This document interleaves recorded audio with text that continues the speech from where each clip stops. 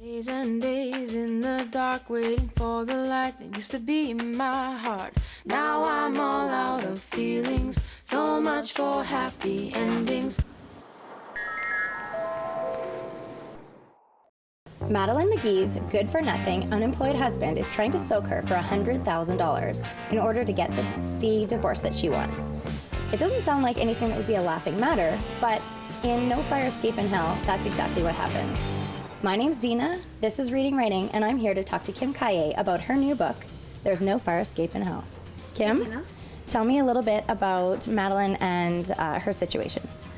Okay, Madeline, like you said, she's got a great job, great house, great kid, lousy husband, and it's just come to a boiling point. And he said, if you want me gone, I'm out for $100,000 cold hard cash. They still try to live together for a little while, but it's impossible. So she's got to flee the house, and the only place that she can live is in her car.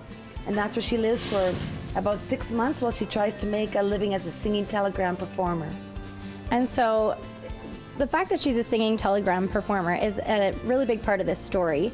She sort of stumbled upon this career, which is very unorthodox, but she plays a lot of characters ranging from Marilyn Monroe to a gorilla to a bag lady to the Grim Reaper. And in a sense, Madeline almost takes on all of those characters throughout the story, doesn't she? She does. When she's doing Madonna, she tries to, have a tough exterior like she thinks Madonna has. And when she's playing the bag lady, for instance, she starts to get a little bit of a queasy feeling that this could almost be her life if it just weren't for the fact that she's got a car. She could almost be living actually on the street. Mm-hmm. But throughout all the trials and tribulations of living in her car, one of which is the constant need to find a washroom, she sort of has this positive outlook. Just the way she narrates the book, you actually laugh out loud. She's she finds humor in these often horrible situations. Yeah, the one thing I didn't want to do is write a story about a tough subject and make it be like, oh, boo-hoo, and this is such a depressing novel. And I think just because that's the way I like to write. I like to make people laugh, and I thought this is a bad situation, but how can we turn it around and make people have a laugh out of the fact that, they might have a bad husband. I think after reading this story, I think we can all probably take a page out of Madeline's book, because she's just, I won't give away the ending, but she does decide on a really positive path for herself. And I think she discovers a lot about herself along the way, but the sort of moral of the story is to really take these bad situations in your life and find a way to laugh about them. Yeah, try to maybe find the silver lining to it. There's a character in the book that I wrote about, and that's a kid who's a transgendered person.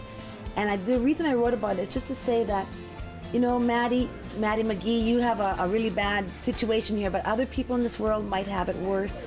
So just to keep that in the back of her mind. But she still is trying to do the best she can to get out of her own bad situation.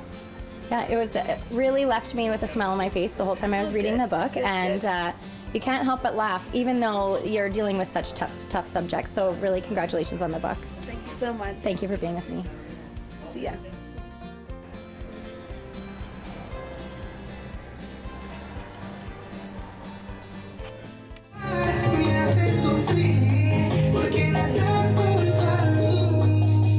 World dance champions Regan and Harold will be coming up, but after the break, a performance from Marco Castillo.